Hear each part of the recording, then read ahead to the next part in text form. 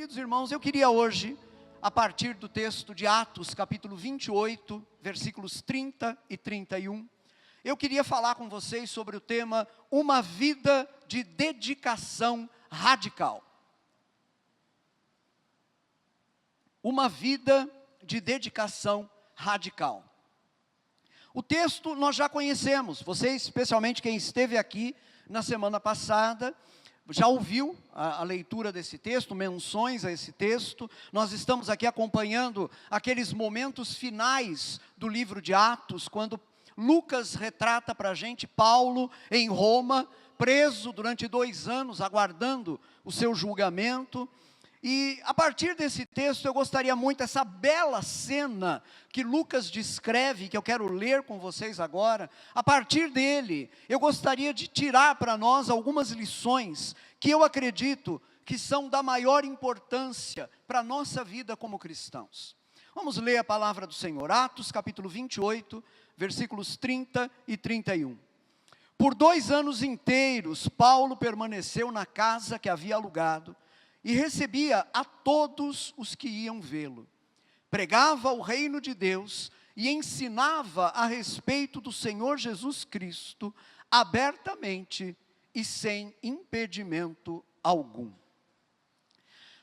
Eu me lembro quando ministrava na semana passada sobre esse capítulo, eu me lembro de ter mencionado que me impressiona muito o fato de que Paulo, estando preso em Roma, e ele chega a Roma, como nós sabemos, depois de uma viagem extremamente complicada, tumultuada, que incluiu um naufrágio, não é? Uma situação de enorme risco para a vida do apóstolo e das pessoas que viajavam com ele. Paulo chega finalmente em Roma ele deve ser julgado pelo imperador, atendendo a uma solicitação dele mesmo, que não queria ser julgado lá na Judéia, onde o julgamento dele certamente não seria um julgamento limpo. Então ele exerce o seu direito de cidadão romano e é encaminhado para o tribunal de César. Chegando em Roma, ele vai aguardar um tempo ainda, porque havia que esperar, né, o momento em que ele seria julgado. Esse intervalo, esse tempo de espera, vai se estender por 2 anos, e me espanta muito ver que esse homem, enquanto ele está ali em Roma, ele não tem outra preocupação a não ser pregar o evangelho de nosso Senhor Jesus Cristo. Isso para mim é interessante, é mais que interessante, é fascinante. Ele não está preocupado com a prisão, gente, esse é o ponto. Ele não está preocupado com o fato de estar preso. Durante a permanência em Roma, Paulo escreveu algumas cartas. Uma delas é a carta que ele escreve à igreja de Filipos, aos filipenses, e nessa carta ele chega a dizer o seguinte: olha, aquilo que está me acontecendo, e o que ele está chamando de aquilo que está me acontecendo? A prisão dele em Roma. Ele está preso enquanto escreve a carta. Ele diz: aquilo que está me acontecendo não está impedindo o avanço do evangelho. Pelo contrário, os irmãos, vendo aquilo que eu estou sofrendo, estão pregando com ousadia ainda maior o evangelho. E na carta aos filipenses, Paulo chega até mesmo a dizer que algumas pessoas estavam pregando o evangelho, na verdade, para tentar prejudicar Paulo. Imagina isso, gente pregando o evangelho, imaginando assim: vamos pregar o evangelho, porque essa bagunça cristã vai aumentar, isso aí vai pesar contra ele, lá no tribunal de César, e ele vai ser condenado. E Paulo me sai com essa daqui: eu não estou nem ligando para os motivos pelos quais eles estão pregando o evangelho, o que interessa é que eles estão pregando o evangelho está sendo pregado. Meus irmãos, ele não estava preocupado com a sua própria situação, a tal ponto que para ele, isso fica claro quando a gente lê Filipenses, para ele, se o evangelho estava sendo pregado, valia a pena até mesmo continuar preso. Essa posição de Paulo, essa maneira pela qual Paulo lida com a situação que ele está vivendo, só se explica através de um fator. E esse fator é o compromisso radical que Paulo tinha com o Senhor Jesus Cristo. Paulo tinha com Jesus um compromisso radical. podemos dizer que a vida desse homem foi marcada pelo encontro que ele teve com Jesus. Isso está lá em Atos capítulo 9, quando esse homem que era um inimigo de Jesus, era um perseguidor da igreja, está indo para a cidade de Damasco para perseguir a igreja cristã naquela cidade. Ele tem um encontro com Jesus, o Senhor Jesus aparece para ele no meio da estrada, a tal ponto que ele fica cego com o brilho daquela luz do Senhor, e o Senhor fala com ele, e naquele momento aquele homem é convertido poderosamente ao Senhor Jesus. Naquele momento a vida desse homem foi transformada. Isso aqui é algo muito importante, gente. Foi a partir daí que veio essa atitude de dedicação que eu estou chamando aqui de radical. Pois bem, o meu ponto com vocês hoje aqui é o seguinte: essa atitude de Paulo, eu entendo que ela é a única maneira pela qual se pode viver a vida cristã. Algumas pessoas podem dizer, não, mas isso aí é Paulo, né? Paulo era assim. Até mesmo em algumas vertentes do cristianismo, o catolicismo romano, por exemplo, produziu aí a ideia de que alguns homens são excepcionais, né? Não seriam cristãos comuns. Homens como Paulo, Pedro e outros seriam excepcionais, diferentes de mim e de você. Meus queridos, isso não é bíblico. Apesar de ser uma tradição muito antiga em algumas igrejas cristãs, isso não é bíblico. E o ponto que eu quero demonstrar para vocês hoje é que essa maneira pela qual Paulo vivia, essa vida marcada por uma dedicação radical, não era apenas uma característica de Paulo, mas era, na verdade, a única maneira pela qual se pode ser cristão. Em outras palavras, não há outra opção. Todos nós temos que viver uma entrega e uma dedicação radical, como foi aquela de Paulo. Agora, a palavra radical, geralmente, é uma palavra incompreendida, porque quando a gente usa esse termo radical, muitas vezes a maioria das pessoas pensa em radicalismo, e radicalismo é sempre uma coisa negativa. Eu não gosto da palavra radicalismo, ela me lembra sempre aquelas pessoas que vivem nos extremos, né, das ideias, enfim, dos seus projetos e tudo mais. Agora, eu queria propor aqui uma outra palavra que eu acho que reflete melhor o que eu estou tentando trazer para vocês hoje. O que eu quero falar para vocês hoje não tem a ver com radicalismo, tem a ver com radicalidade. Presta atenção nessa palavra, radicalidade. Se você procurar no dicionário, você vai encontrar. O que é radicalidade? Radicalidade é a qualidade de algo que está totalmente ligado às suas raízes. Entende isso? A qualidade de algo que está totalmente ligado às suas raízes. Eu acho que vocês estão começando a entender o que eu quero dizer para vocês hoje aqui. Meus irmãos e irmãs, para ser cristão, nós precisamos estar totalmente ligados às nossas raízes, e as nossas raízes estão em Jesus Cristo. Não tem jeito de ser cristão fora das nossas raízes. Então, a única maneira de ser cristão é com radicalidade. É interessante pensar, por exemplo, e esse é o meu primeiro ponto, né? A vida cristã não pode ser vivida senão com radicalidade. Ela só pode ser vivida dessa maneira. Vejam o que Jesus nos diz no Evangelho de João, capítulo 15, versículo 5. Diz assim o Senhor Jesus: eu sou a videira, vocês são os ramos. Se alguém permanecer em mim e eu nele, esse dará muito fruto, pois sem mim vocês não podem fazer coisa alguma. Isso aqui é muito claro. Um ramo desligado da videira ou de qualquer outra árvore deixa de produzir fruto, porque deixa de receber aquela vida que é tirada do solo pelas raízes. As raízes mantêm a árvore viva. Ora, meus queridos, se nós não estamos ligados às nossas raízes, e se essa ligação não é completa, não é total, não é de 100%, nós não vamos demonstrar fruto na nossa própria vida. O que o encontro com Jesus fez em Paulo, foi justamente provocar em Paulo essa transformação, que o levou a uma atitude de radicalidade no relacionamento dele com o Senhor Jesus. Um exemplo dessa atitude está em Gálatas capítulo 2, versículo 20, onde Paulo escreve assim: fui crucificado com Cristo, assim já não sou eu quem vive, mas Cristo vive em mim. A vida que agora vivo no corpo, vivo-a pela fé no Filho de Deus, que me amou e se entregou por mim.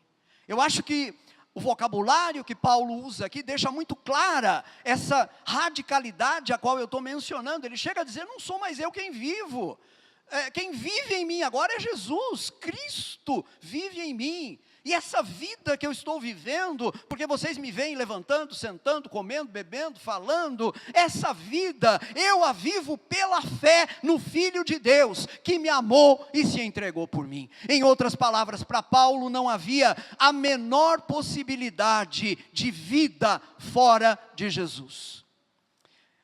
Eu sei que há cristãos, pelo menos pessoas que se consideram cristãos hoje em dia, e que pensam que é possível um cristianismo de 50%, 50% de dedicação a Jesus, ou de 40%, 35%, ou de 70%. Tem gente que pensa que é possível manter algum tipo de vínculo com Jesus e com a igreja, e ao mesmo tempo estar se alimentando a partir de outras raízes que vêm de outros lugares. Mas hoje eu quero deixar muito claro para vocês, meus irmãos, pela palavra de Deus, que não existe essa possibilidade. O Senhor Jesus não aceita um compromisso de 45%. O Senhor Jesus não aceita um compromisso de 70%. O Senhor Jesus não aceita um compromisso de 99,9%. Ele só aceita um compromisso de 100%. É 100% ou não é nada. É assim que o Evangelho nos é colocado na palavra de Deus. Um outro exemplo, tirado também de Paulo, Filipenses capítulo 3, versículos 7 e 8.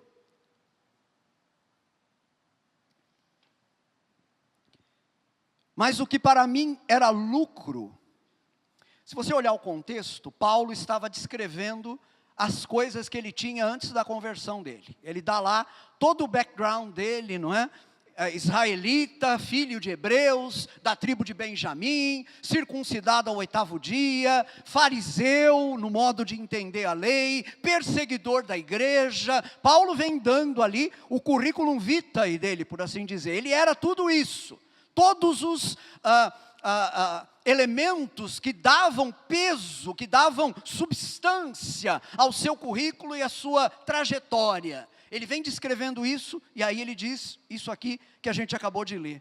Mas o que para mim era lucro, ou seja, todas essas coisas, passei a considerar como perda por causa de Cristo.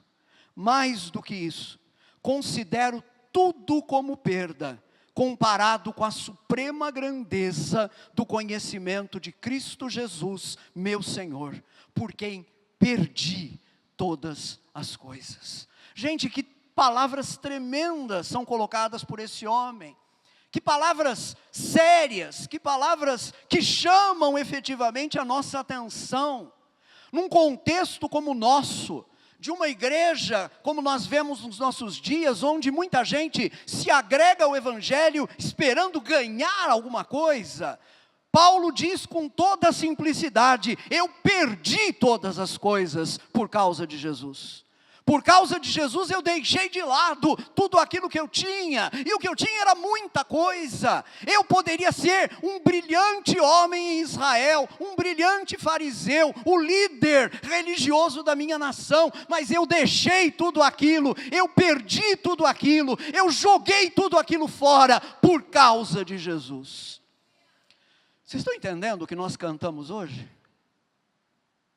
Por Ele eu estou gastando a minha vida, perdendo tudo por amor e com alegria. Vocês estão compreendendo isso, amados? Vejam que aquilo que a gente canta é muito sério. A palavra do Senhor está nos chamando a esse tipo de entrega, uma entrega radical da nossa vida ao Senhor. Agora, como eu disse, algumas pessoas podem argumentar dizendo: mas veja, Rui, essa daí é a experiência de Paulo. Você está tentando tornar a experiência de Paulo uma norma para todos nós. Sim, eu estou. Eu estou, porque na verdade é isso que o próprio Senhor Jesus faz. Não se trata aqui apenas da experiência de Paulo. A experiência de Paulo, nesse particular, ela de fato para nós é normativa, porque ela sintetiza aquele chamado que Jesus disse ser o chamado para todo discípulo. Todo e qualquer pessoa que quiser ser discípulo de Jesus, seguidor de Jesus, cristão, escolha o nome que você quiser, precisa atender a esse chamado. Que chamado é esse? Mateus 16, versículos 24 e 25. Então Jesus disse aos seus discípulos: se alguém quiser acompanhar-me, negue-se a si mesmo, tome a sua cruz e siga-me. Pois quem quiser salvar a sua vida, a perderá. Mas quem perder a sua vida por minha causa, a encontrará. Vamos entender isso daqui com um pouco de calma. Quando Jesus diz, pois quem quiser salvar a sua vida, ele está se referindo a quê?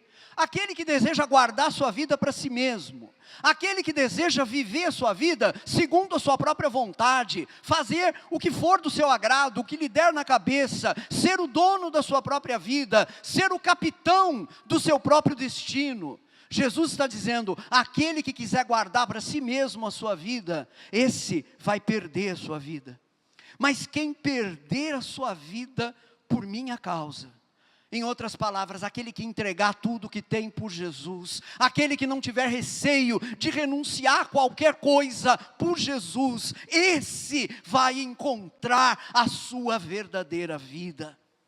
Paulo está dizendo aqui, perdi todas as coisas por amor a Jesus. E isso que Paulo está dizendo não é um rasgo de uma brilhante espiritualidade de Paulo. Na verdade, é simplesmente o chamado ao discipulado que Jesus fez, sendo tomado a sério. Quando Jesus diz, quem perder a sua vida por minha causa, ou seja, quem desistir de viver sua vida segundo sua própria vontade, e se submeter a mim, diz Jesus, quem perder a sua vida por minha causa, encontrará finalmente a vida. O que está envolvido nesse perder todas as coisas? Do que se trata? Na verdade, gente, podemos dizer que significa não permitir que qualquer outra coisa, fora Jesus, assuma o controle da nossa vida. Não permitir que qualquer outra coisa, fora de Jesus, se torne o nosso interesse máximo, a nossa preocupação maior, o alvo maior da nossa vida. Em outras palavras, cristãos, nós não podemos ter outro alvo, outro objetivo, que não seja o nosso Senhor Jesus Cristo. Eu penso que algumas ocupações, muitas vezes, tem a tendência de procurar ocupar a totalidade da nossa vida. Eu estou falando de ocupações mesmo, eu estou falando de trabalho mesmo agora, tá? Eu percebo isso, não tenho tempo de expor isso muito longamente, mas eu percebo esse risco, essa ameaça, sobretudo naquelas ocupações de natureza artística e de natureza intelectual. Vejam bem, eu não estou dizendo que não é possível ser um cristão artista, um pintor, um compositor, um arquiteto, um escritor, não estou dizendo isso, mas eu estou dizendo que é o tipo de ocupação que oferece um risco maior, porque a atividade artística, ela tem a tendência de querer controlar a vida da pessoa que a exerce, sem contar que, do começo do século XX para cá, é muito difícil separar a atividade artística de determinadas ideologias que estão se apossando desse campo. Então, muitas vezes, quem tenta ir por esse ramo de atividades, acaba encontrando o perigo de uma sedução muito forte, não é? Aquele ramo de atividade, aquela arte, ou então aquela ocupação intelectual, não é? Ser um historiador, um filósofo, um sociólogo e outras coisas, aquilo tem uma tendência muito forte de se apossar do centro da nossa vida. E aí, o cristão, a cristã, o irmão e a irmã que estão militando nessas áreas, precisam ter um cuidado redobrado, cada vez maior, no sentido de não permitir que o seu trabalho, que a sua vocação artística, o seu talento, o seu dom específico nessa área, se tornem mais importante na sua vida do que a pessoa de Jesus Cristo. Agora eu percebo que não são apenas essas atividades. Todo tipo de atividade pode se tornar algo que deseja ocupar o primeiro lugar na nossa vida. E muitas vezes é a própria família que acaba fazendo isso, ocupando esse espaço. Nem a família está na frente de Jesus quando se trata do nosso compromisso radical com Ele. Muitas vezes é o desejo de ceder a determinados pecados em algumas áreas, e você não quer negociar aquilo. Não, eu quero que Jesus esteja na minha vida sim, Ele pode entrar onde Ele quiser, menos naquele quarto lá, no final daquele corredor, trancado a chave, porque naquele quarto está o meu pecado favorito, e eu não quero abrir mão dele. Veja, você está naquela situação de uma pessoa que não entrega 100% da sua vida nas mãos do Senhor. É preciso que você pegue a chave desse quarto, e entregue para Jesus e diga: Senhor, a chave desse quarto é do Senhor também. Abre aquele quarto, faz uma limpeza lá dentro, muda a minha vida, porque a minha vida inteira é do Senhor, a minha casa é do Senhor, aquilo que eu faço, o meu trabalho, a minha ocupação, o que ocupa os meus dias, a minha família, tudo em mim é do Senhor, e não há para mim ninguém mais importante do que o Senhor. Uma vida de entrega radical ao Senhor. Queridos, a realidade da conversão nos leva para isso. Nós estamos vivendo um tempo onde se fala cada vez menos em conversão na igreja. E, no entanto, não existe nada mais básico do que isso, porque sem nascer de novo, sem passar pelo arrependimento e pelo novo nascimento, não é possível entrar no reino de Deus. Conversão significa um ponto de virada na sua vida. A sua vida era de uma determinada maneira até esse dia, mas a partir desse dia ela se tornou outra. Paulo mesmo vai escrever na segunda carta aos Coríntios, capítulo 5, versículo 17, assim que, se alguém está em Cristo, nova criatura é. As coisas velhas já passaram, eis que tudo se fez novo. Amém, amados? É isso. Tudo se fez novo, a vida é outra, a vida mudou, é uma nova vida, e essa vida agora é vivida sobre novas bases. Não são os meus interesses, os meus desejos, os meus planos, mas é a vontade do Senhor, os interesses do Senhor, os propósitos do Senhor, que eu quero servir através da minha vida. Agora, quando a gente considera isso, esse tema, surge aqui uma questão importante. Quando eu digo que para ser cristão é preciso, é necessária essa entrega total e essa obediência ao Senhor, algumas pessoas podem ter a impressão de que eu estou dizendo que nós somos salvos pelas obras. Porque afinal de contas parece isso, não é? Eu tenho que entregar tudo para que o Senhor possa me salvar, eu tenho que dar a minha vida a Ele, eu tenho que obedecer para que Ele me salve. Algumas pessoas podem dizer: Rui, o que é isso? Você está então ensinando que nós somos salvos por nossas obras, por aquilo que nós fazemos? E a resposta que eu tenho para vocês é um veemente não. Nós não somos salvos pelas obras que praticamos. Por isso, o segundo ponto que eu quero ver com vocês, diz o seguinte: a base dessa dedicação radical está na graça de Deus e não nas nossas forças. A base dessa dedicação radical está na graça de Deus e não em nossas forças.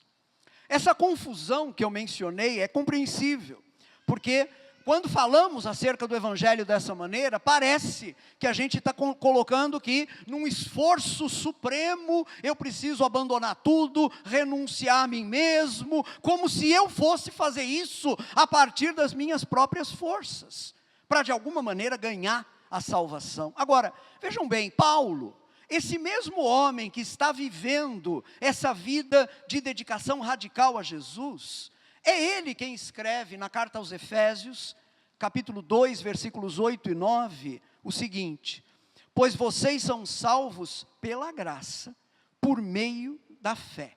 E o que é graça, irmãos? Favor imerecido, alguma coisa que nós não merecíamos. Pois vocês são salvos pela graça, por meio da fé. E isto não vem de vocês, é dom de Deus, não por obras, para que ninguém se glorie. Vejam bem então, se nós damos o passo de renunciar a tudo que nós temos e de entregar a nossa vida ao Senhor, se nós fazemos isso, é porque primeiro Deus nos capacitou para isso por meio da sua graça. Entendam bem, nós não obedecemos a Deus, entregamos tudo e etc, para então sermos merecedores da graça, porque se fosse assim, não seria graça. Uma coisa que eu mereço, já não é mais graça, né? Paulo diz, aquele que trabalha, aquele que se esforça, ele recebe o salário é obrigação, tem que ser pago para ele, né? Agora, aquele que não faz nada, mas confia na graça de Deus, esse recebe a graça. Então percebam, o que o Evangelho nos coloca, não é que a nossa obediência vai nos levar a uma relação de graça com Deus, não. O que o Evangelho coloca para a gente com clareza, é que primeiramente, Deus visita a nossa vida com a sua graça, e porque Deus visita a nossa vida com a sua graça, nós temos condições então, de fazer esse compromisso radical com o Senhor Jesus. Podemos dizer, nós não obedecemos para sermos merecedores da graça. Nós obedecemos porque Deus nos capacitou pela sua graça para podermos fazer isso. Eu queria ilustrar isso pedindo que você se lembre um pouco daquela que muito provavelmente foi a sua trajetória. Eu vou aqui mencionar algo que pode ter sido a trajetória de vários de vocês que estão aqui hoje. Você está aqui hoje, né? Quantos estão aqui hoje? Levantem uma mão, por favor. Por favor. Se você não levantar a mão, eu vou sentir que tem alguma coisa errada com você, né? Ok, obrigado. Todos vocês que levantaram a mão estão aqui, né? Você pode perguntar, por que você fez essa pergunta idiota? É para ver se você está acordado mesmo, né? E eu percebi que vocês estão, ainda bem. Mas a coisa que eu queria destacar aqui é o seguinte, você está aqui hoje, mas onde é que você estava antes? Eu não sei quando você começou a frequentar a igreja. Onde é que você estava antes? Muito provavelmente, antes você estava longe de Deus. Muito provavelmente, antes, estar numa igreja, num culto, no domingo, e alguns de vocês não estão só nesse, alguns de vocês eu sei que já estavam também de manhã aqui, não é? Para muitos de vocês, antes, estar numa igreja, num culto, era a coisa mais impensável. Vocês poderiam se ver em qualquer lugar do mundo, menos numa igreja. Estou certo ou estou errado? Não foi assim com vários de vocês? Mas você está aqui agora, não está? Você está aqui agora, não está? O que foi que aconteceu com você? O que foi que te trouxe para cá? O que te aconteceu? Como explicar essa mudança? Só há uma explicação, meus queridos. Deus, em sua graça, abriu seus olhos para você enxergar que só em Jesus existe vida plena. E você está aqui agora. Foi Deus que fez isso. Aleluia, aleluia. Foi Deus, foi obra de Deus. Isso é graça. Você estava lá indiferente, mas Ele te trouxe. Isso é graça. Agora vejam como Jesus coloca isso, numa parábola muito conhecida, parábola do tesouro escondido no campo. Está lá em Mateus capítulo 13, versículo 44. Diz Jesus, o reino dos céus é como um tesouro escondido num campo. Certo homem, tendo-o encontrado, escondeu-o de novo, e então, cheio de alegria, foi, vendeu tudo o que tinha, e comprou aquele campo. Faz muitos anos que eu medito sobre esse versículo, mas ele sempre me impressiona. Meus queridos, o que é que fez esse homem vender tudo o que ele tinha com alegria? O que é que fez ele fazer isso? Ele viu o valor do tesouro. Pensa aqui comigo, na história que Jesus contou, reconstrói ela aí na sua mente. O homem está lá fazendo um buraco no terreno e encontra um tesouro. Puxa vida, um tesouro. Muito rapidamente ele cobre o tesouro de novo com a terra e vai se informar.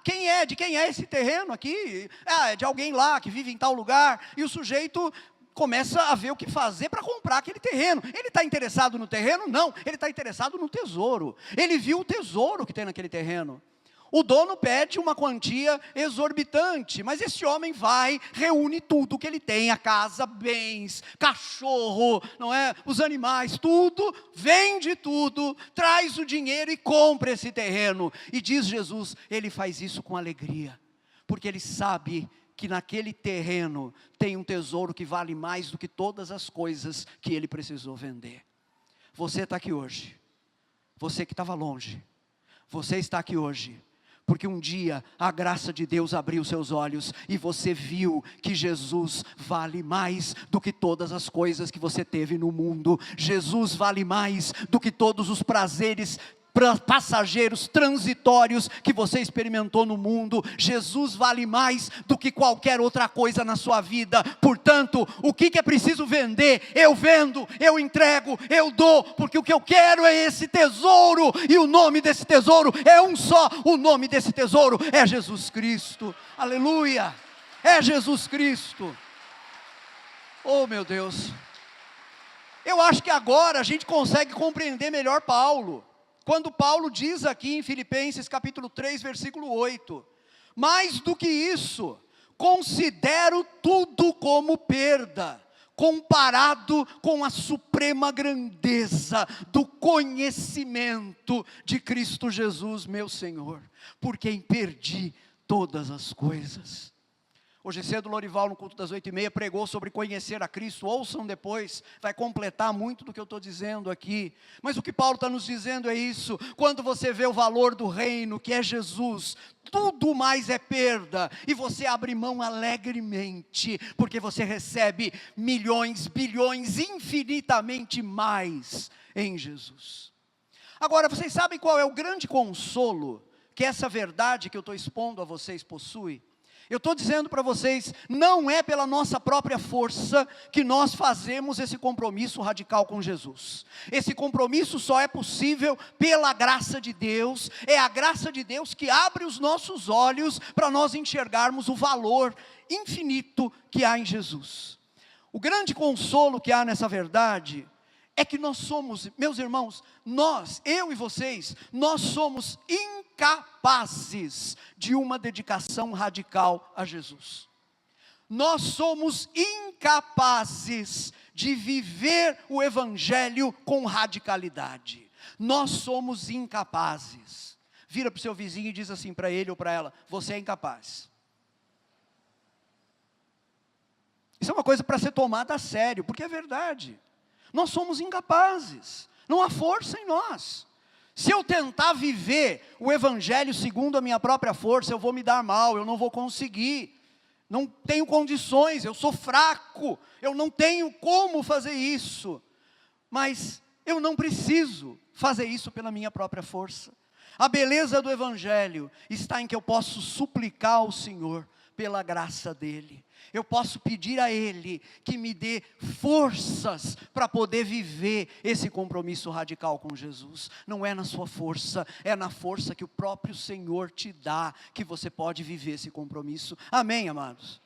Se a sua vida cristã até hoje não passou de um esforço pessoal medíocre, hoje você pode clamar pela graça de Deus e dizer: Senhor, até hoje eu tentei viver o Evangelho baseado nas minhas forças, mas a partir de hoje eu preciso da graça do Senhor, e eu peço a Tua graça, que o Senhor me capacite a essa entrega radical. E eu vou dizer uma coisa para vocês, com a autoridade de quem fez essa entrega há 47 anos atrás, o Senhor Jesus vai encher você do poder dEle, para que você viva uma vida de entrega radical ao Senhor.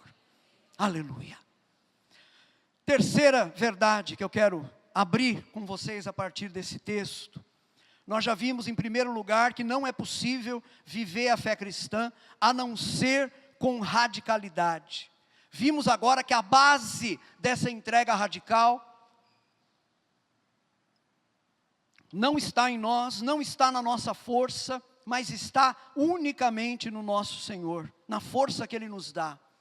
Em terceiro e último lugar, uma vida de dedicação radical se manifesta concretamente.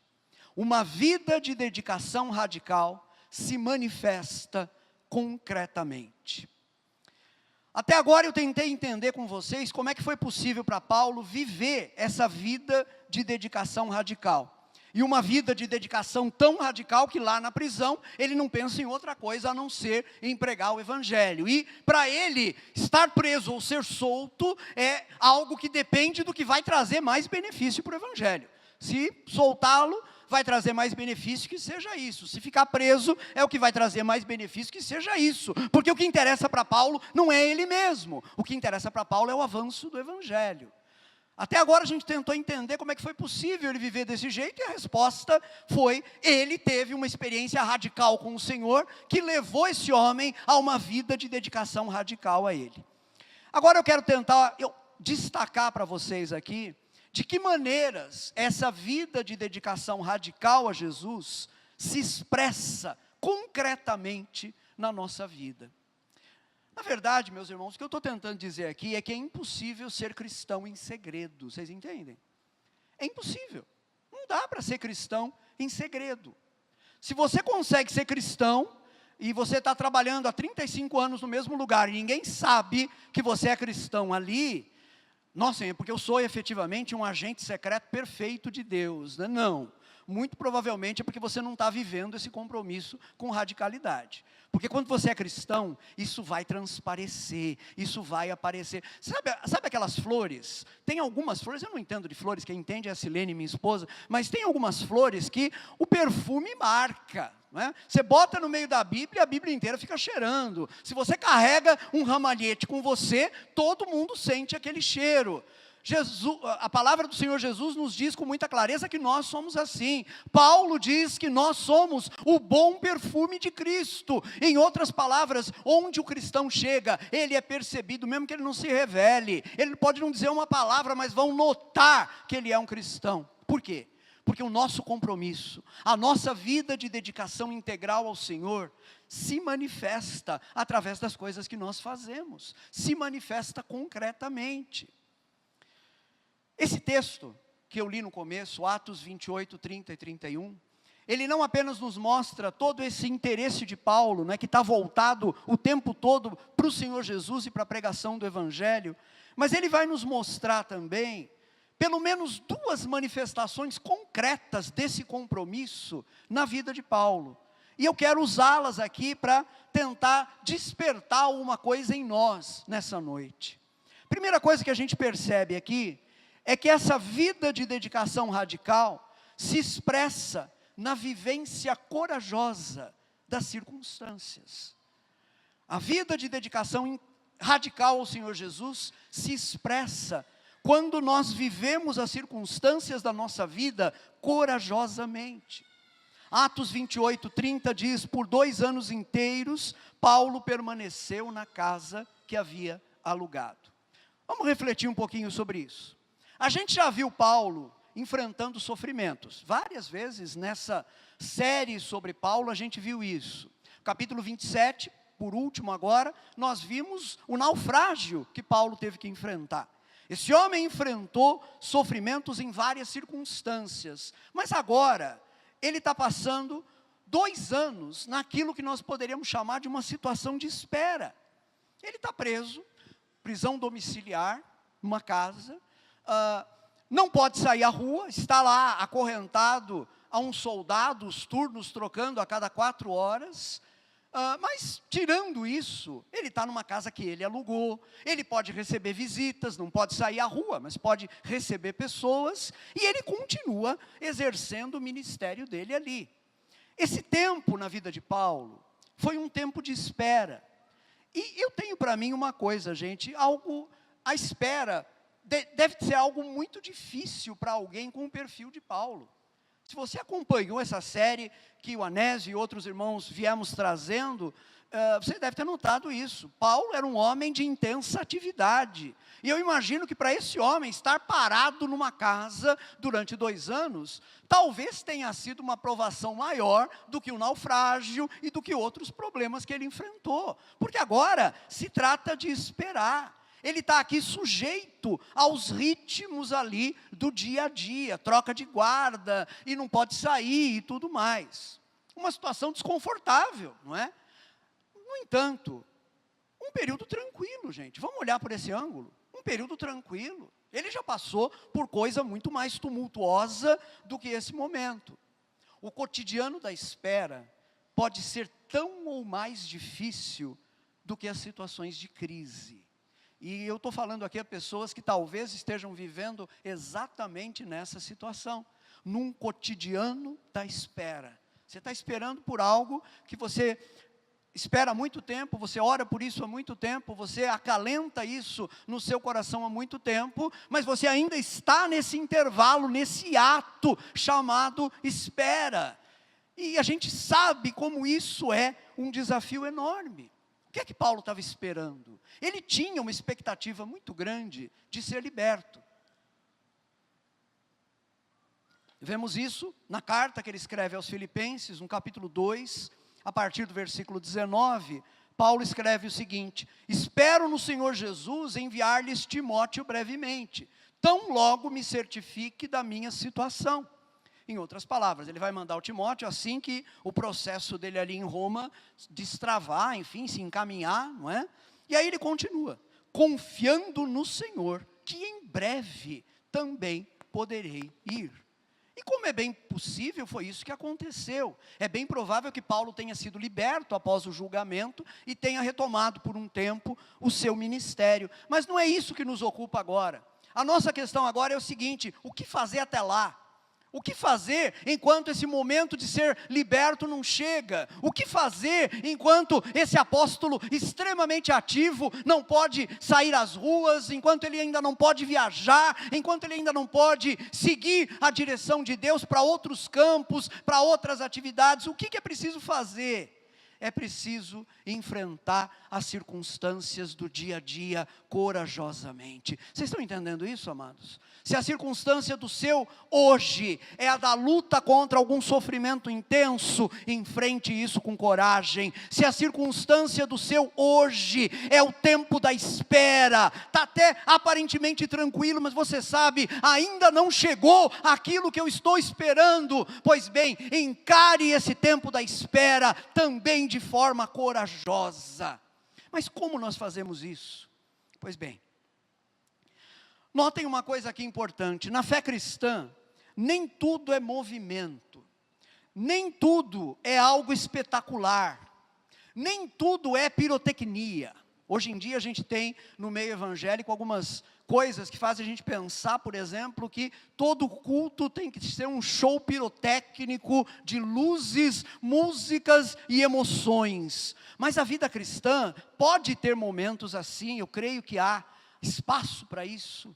Mas a vida cristã também comporta tempos de calmaria. Tempos em que parece que não está soprando vento nenhum e seu barco está ali parado no meio daquele tapete de água do mar ali, nada se move, não é? Nesses momentos é preciso continuar a perseverar. Eu volto a dizer o que eu já tentei afirmar um pouquinho logo atrás. Às vezes é mais difícil lidar com essas calmarias e com esses tempos de espera do que lidar com a crise. Porque na crise você age, você faz, você se sente ativo. E na espera, nada depende de você, está tudo nas mãos de outras pessoas. Na verdade, está tudo nas mãos do Senhor. E o que você precisa fazer é exercer a sua confiança nele. Portanto, a maneira de enfrentar esses momentos, meus irmãos, nós precisamos perseverar dia a dia nos meios da graça. O que são os meios da graça? Aqueles recursos que Deus nos deu para usar diariamente e alimentar a nossa fé com eles. Leitura da palavra, oração e comunhão com Deus, partir a Santa Ceia com os irmãos, adorar em comunidade, estar perto de homens e mulheres que amam a Deus. São essas coisas que vão nos ajudar a nos mantermos fortes no tempo da espera. São essas coisas que vão permitir que nós atravessemos até mesmo esses momentos de calmaria e possamos finalmente chegar naquilo que nós estamos esperando. Eu vejo isso muito claramente no exemplo de Paulo. Em Filipenses capítulo 4, versículos 11 a 13, ele diz o seguinte: Aprendi a adaptar-me a toda e qualquer circunstância. Sei o que é passar necessidade e sei o que é ter fartura. Aprendi o segredo de viver contente em toda e qualquer situação, seja bem alimentado, seja com fome, tendo muito ou passando necessidade.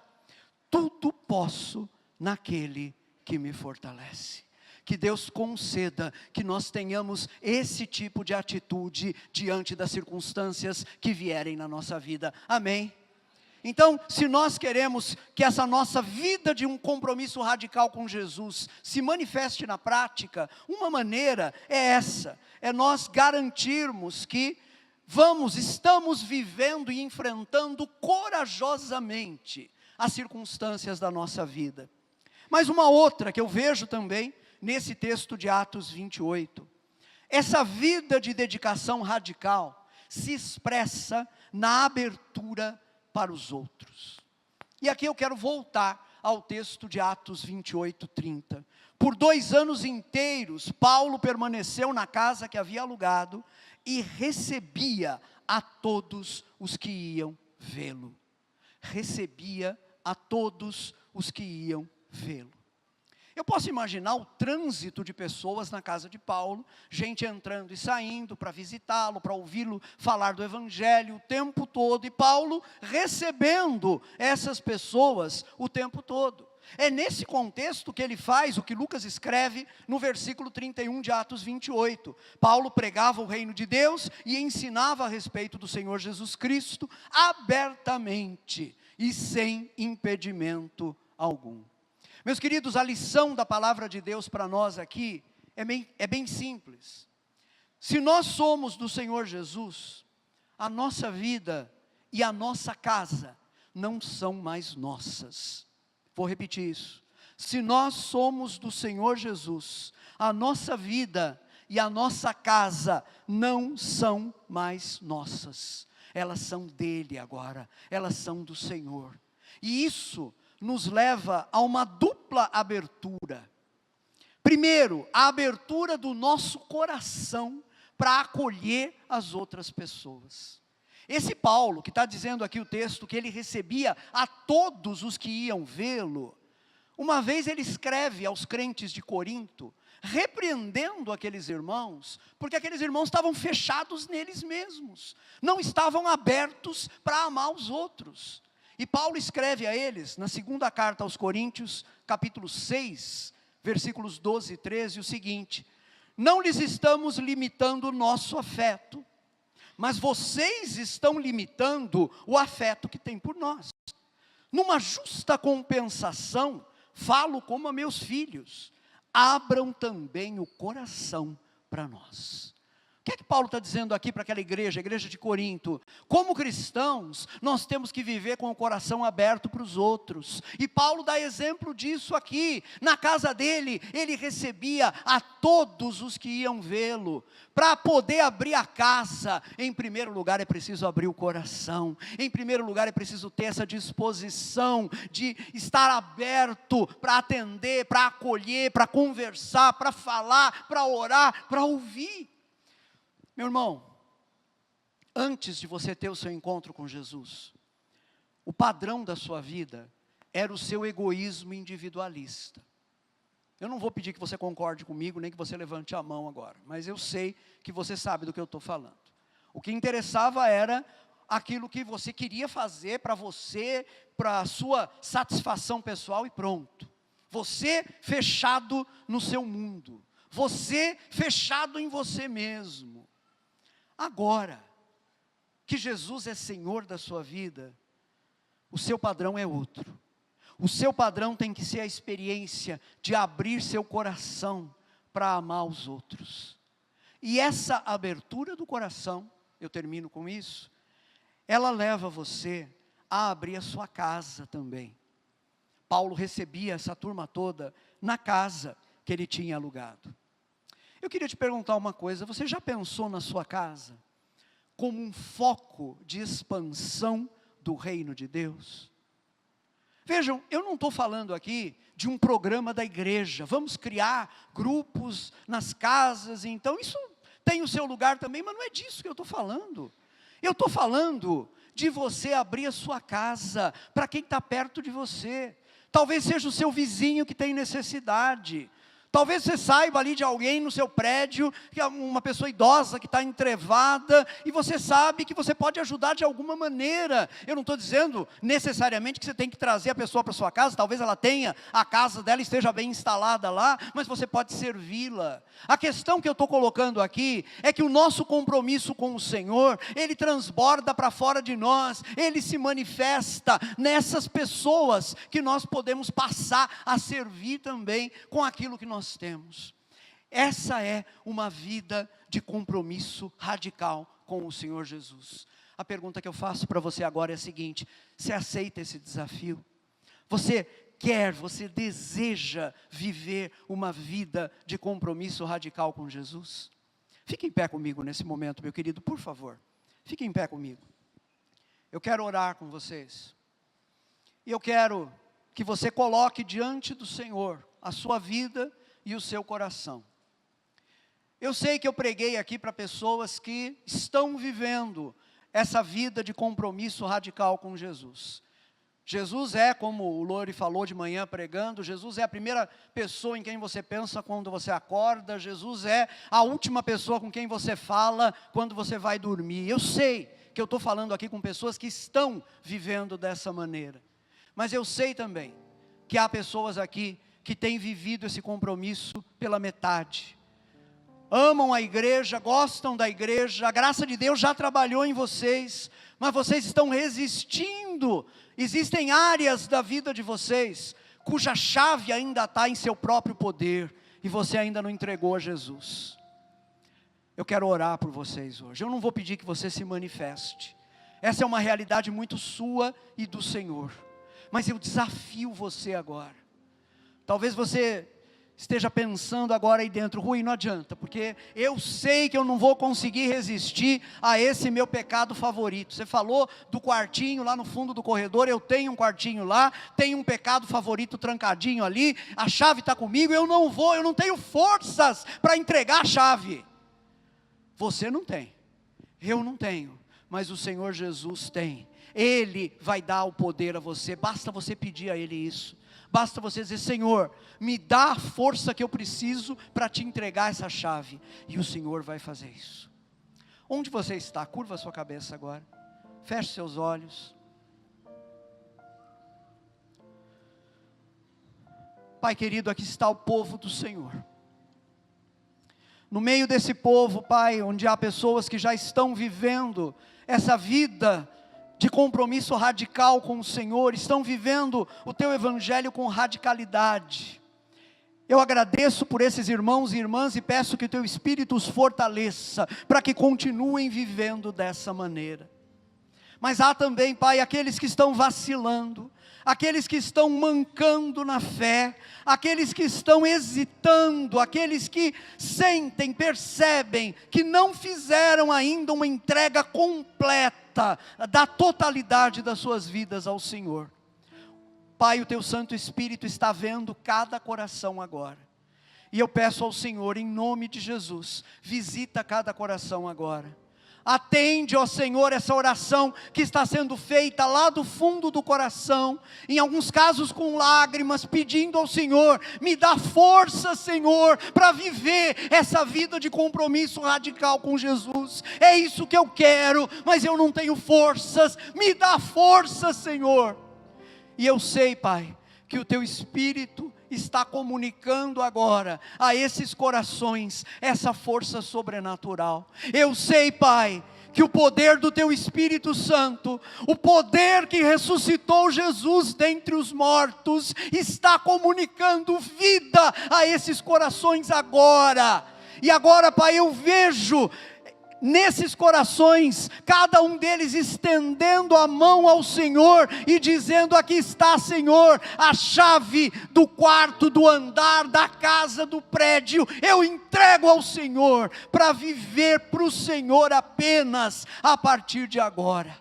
Obrigado, Pai, porque se eu fiz isso um dia, foi pela Tua graça, e se esses irmãos e irmãs estão fazendo isso agora, é pela Tua graça também. Louvado seja o teu nome, Pai, em nome de Jesus. Amém, amém e amém. Aleluia. Você crê que o Senhor ouviu essa oração? Você crê nisso? Aplauda Ele então. Aplauda Ele porque Ele merece. Aleluia.